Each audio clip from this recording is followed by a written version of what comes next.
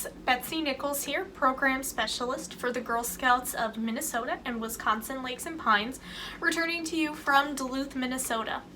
This video is part 2 of 4 for the Mission Sisterhood journey, which is also known as the Senior It's Your Story, Tell It journey. Before we dive in, let's get started with the Girl Scout Promise and Law. On my honor, I will try to serve God and my country, to help people at all times, and to live by the Girl Scout law. I will do my best to be honest and fair, friendly and helpful, considerate and caring, courageous and strong, and responsible for what I say and do.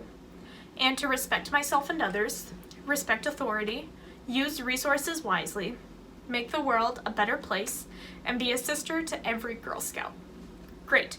So we are continuing our discussion about sisterhood and friendships and the relationships that we have with other people around us.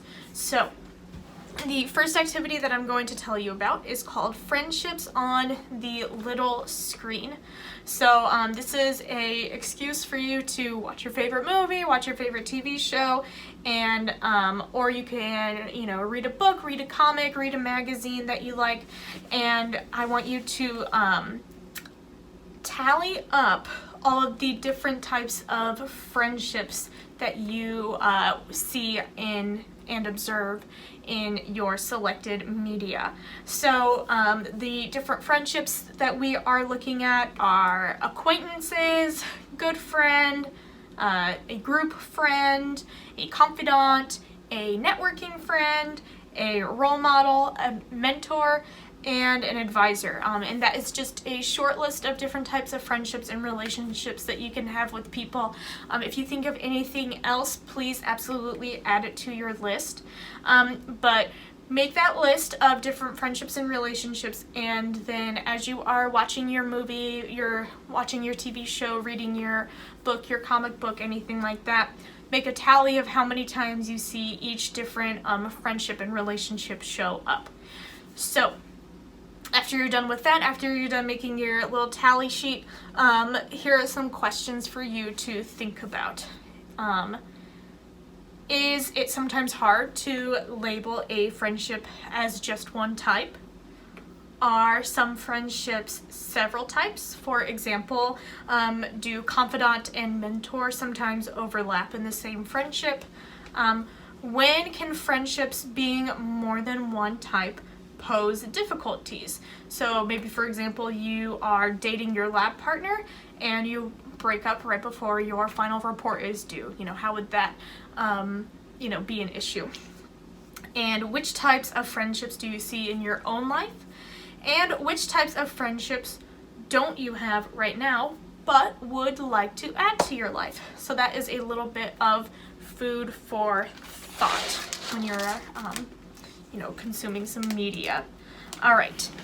Now, the other thing that we're going to look at today is called Swapping Sisterhood Concerns.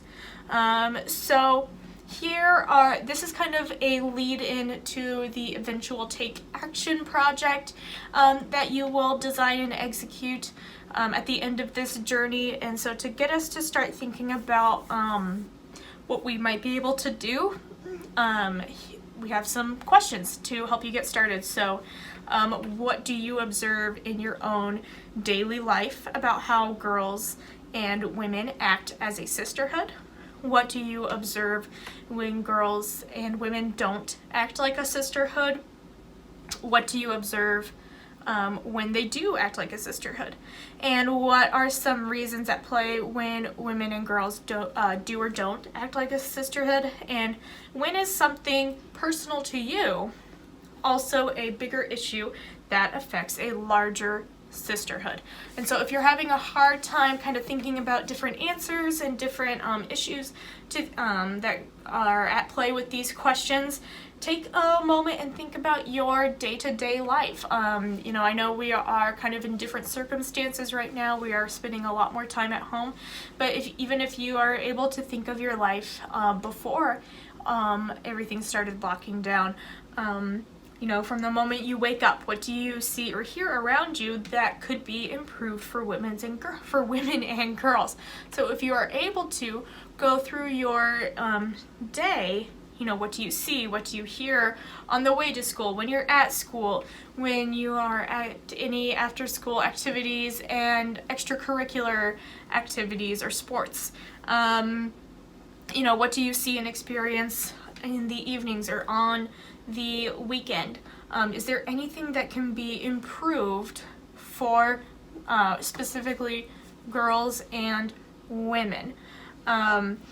And is that something that is unique to you, or is that something that is relevant to the women and girls in your broader circle or in your broader community? So there is some food for thought with that. And like I said, that is going to kind of get us to start thinking about a take action project that we can do. Alright, so that is what I have for you today. I want to thank you so much for joining me, and I hope you tune in next week. I hope you are healthy, I hope you are well, and I hope you have a great rest of your day. Thank you so much. Bye, Girl Scouts.